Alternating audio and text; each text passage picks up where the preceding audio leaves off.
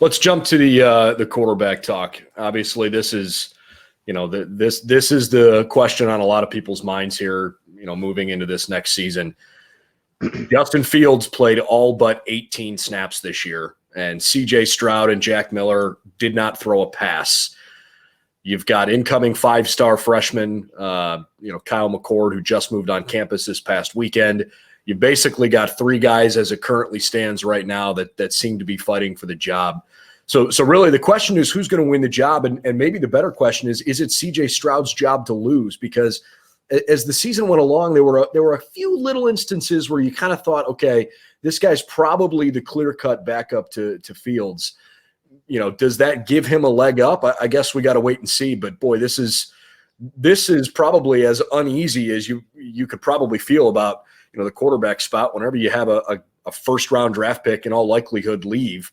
To have really nobody behind him with game experience is tough. So this has to be the biggest point of emphasis this offseason. I'm trying to remember the first time we saw that where Ohio State, graduated a quarterback and then the incoming QB had basically no first team A1 snaps or pressure snaps. It's been a really, really long time.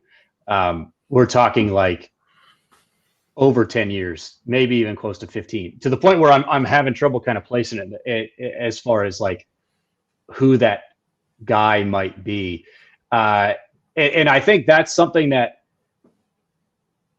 in some way, it's a glass half full, half empty kind of situation there. You can look at it, for me being somewhat of an optimist, I think it's really exciting to see that next, iteration of Ohio State quarterback play.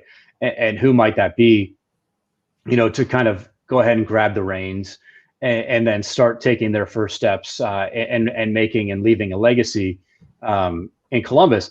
I love the talk of all of these guys, who's going to get the job, who's going to win the job when they're all freshmen. And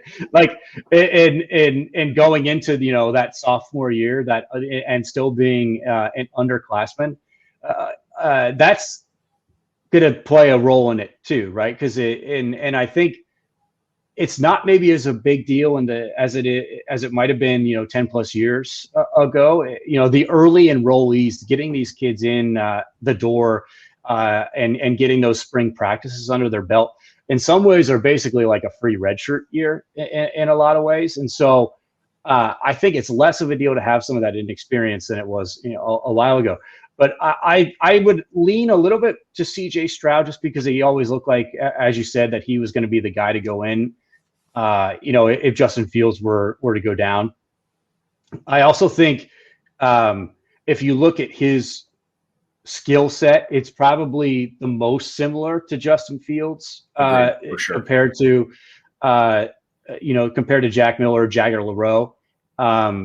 Who are probably those are probably the 3 I think that we're looking at. So I would say he's probably most similar to Justin Fields, but I think in some ways it's probably a quick restart for Ryan Day when they come into spring ball. And then when they go into 7-7s, that you'll see some tweaks in schematic changes that on the offensive side of the ball, specifically with some of the RPO stuff too, that I think he'll very much kind of shrink the playbook, I would guess. And they'll do, instead of doing 100 things well, they'll maybe do 20 or maybe do 30 to try and lessen the burden on whoever gets that job. I think I'd lean a little bit more towards C.J. Stroud though, for sure. I think Stroud might barely have the upper hand here. It's very even money bet in a lot of it's really close. But I'm excited to watch it play out. And I actually think Kyle McCord's got a pretty decent shot to come in and be the guy. Man, he's not that far behind.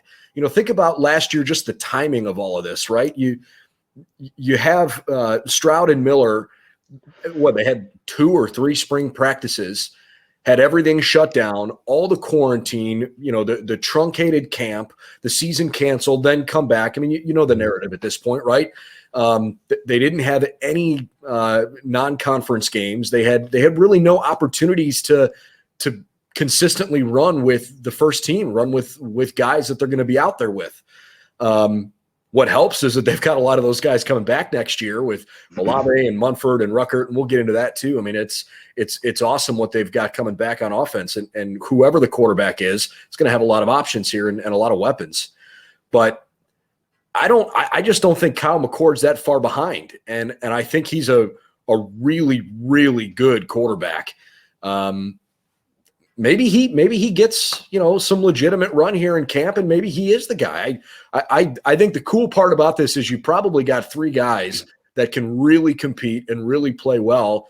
And, the best guy's going to win. And if he doesn't get it done when it's time to start playing, you like your chances of having, good options behind him.